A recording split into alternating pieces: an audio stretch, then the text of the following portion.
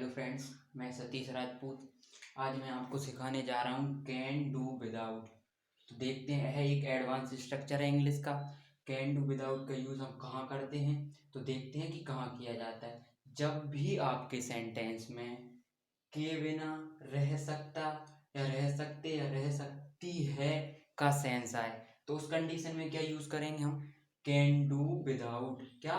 Can do without मतलब के बिना रह सकता हूँ, के बिना रह सकती है और के बिना रह सकते हैं वाली कंडीशन आए तो हम कैन डू विदाउट का यूज करते हैं।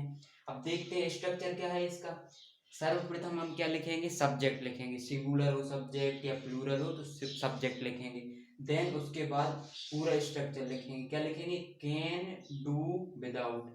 देन उसके बाद क्या लिखेंगे? यदि वर्ब आती है तो वर्ब में आईएनजी लगाएंगे, यानी वर्ब की फोर्थ फॉर्म लिखेंगे। ठीक है, वर्ब की आईएनजी वाली फॉर्म। फिर क्या करेंगे? देन उसके बाद यदि कोई ऑब्जेक्ट आता है तो ऑब्जेक्ट लिखेंगे। ठीक है, तो ये रहा क्या?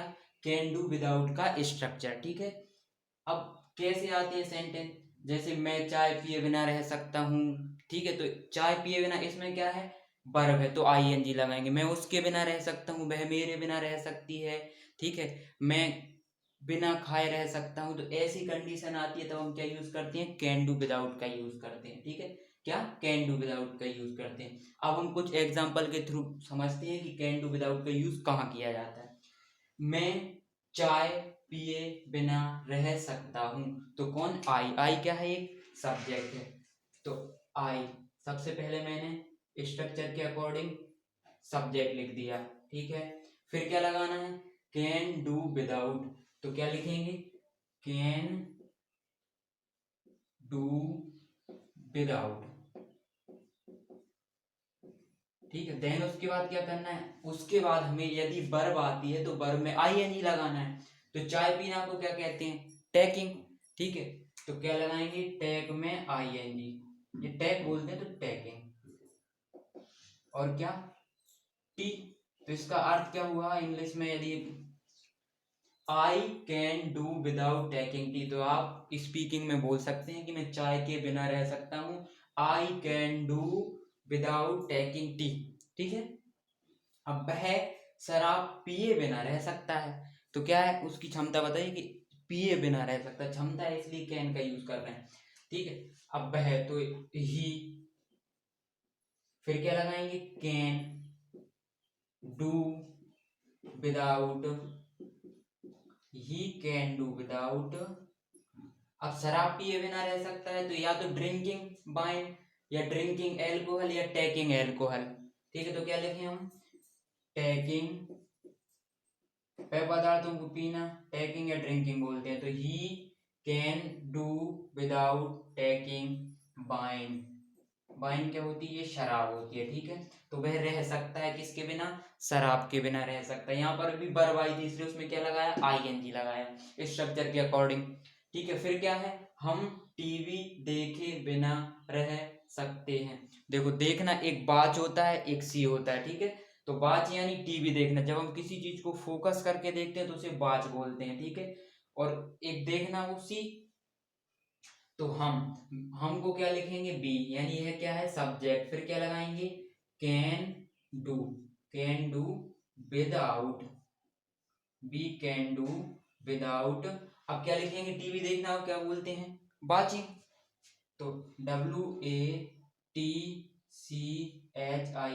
वाचिंग। और क्या? टेलीविजन या टीवी, यानी मैं टीवी देखे बिना रह सकता हूँ। अब कुछ सेंटेंस और दिए हुए हैं। मैं उसके बिना रह सकता हूँ, तो यहाँ कोई वर्ब नहीं है। ठीक है, क्या होगा? ऑब्जेक्ट होगा, क्योंकि कोई कार्य नहीं बताया जा रहा कि उसके बिना। तो उसके बिना मतलब कोई गर्ल्स होगी या कोई बॉय होगा, उसके बिना नहीं रह सकता। तो मैंने लिखा आई कैन डू विदाउट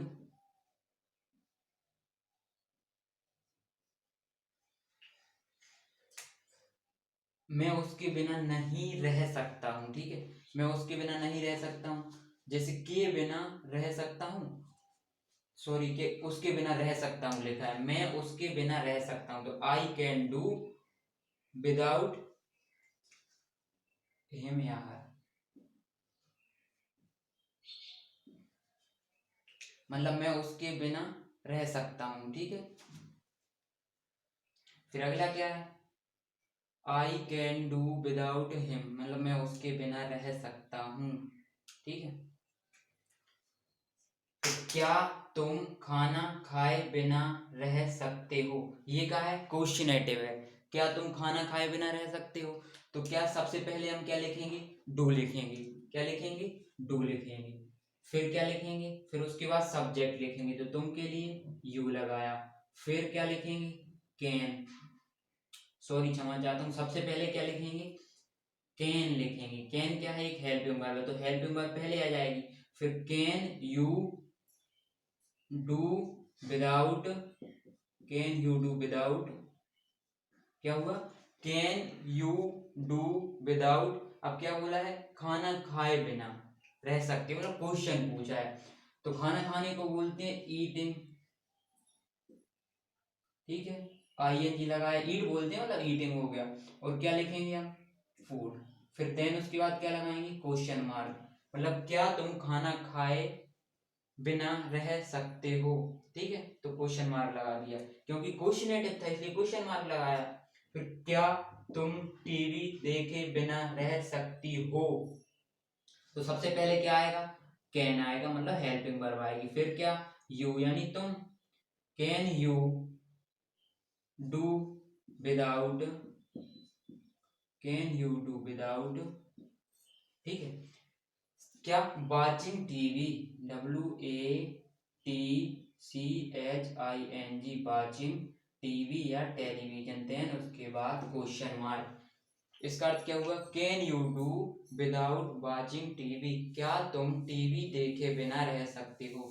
तो इतने का अर्थ क्या होता है, कैन डू विदाउट, के बिना रह सकते हो, के बिना रह सकती हो, और के बिना रह सकते हो, सकता, सकते और सकती, ठीक है। जैसे अगला सेंटेंस क्या दिया हुआ है, अगला हमें दिया है वह मेरे बिना रह सकती है, ठीक है। तो कोई गर्ल्स होगी जो कि किसी बॉयज के बिना रह सकती है, या फिर मेल फीमेल के बारे में, तो वह, तो कौन रह सकती है, सी, सी कैन डू विदाउट मी, यानी वह मेरे बिना रह सकती है, सी कैन डू विदाउट मी, यानी वह मेरे बिना रह सकती है। तो इस तरह हमने देखा advance structure can do without, इसके और भी एग्जांपल हो सकते हैं, ठीक है। जैसे वह खाना खाए बिना रह सकता है, उसकी कोई कैपेसिटी होगी तो 5 से 6 घंटे तक खाना खाए बिना रह सकता है। जैसे ऊंट कई महीनों तक पानी नहीं पीता, तो ऊंट पानी पिए बिना रह सकता है, ठीक है। कोई अच्छे पर्सन है तो वह शराब पिए बिना रह सकते हैं, तो ये तो अपने लिख दिया, ठीक है। तो ऐसे अपन कई एग्जांपल ले सकते हैं, तो आप खुद से कुछ एग्जांपल लेना और इनको ट्रांसलेट करना, ठीक है। इससे आपका कॉन्सेप्ट क्लियर होगा, बिकॉज कॉन्सेप्ट इज पावर, ठीक है। तो आज के लिए सिर्फ इतना ही। अगर मेरे द्वारा बनाई गई यह वीडियो आपको पसंद आई हो तो लाइक करें, शेयर करें और सब्सक्राइब करें, साथ ही कमेंट बॉक्स में अपनी राय दें।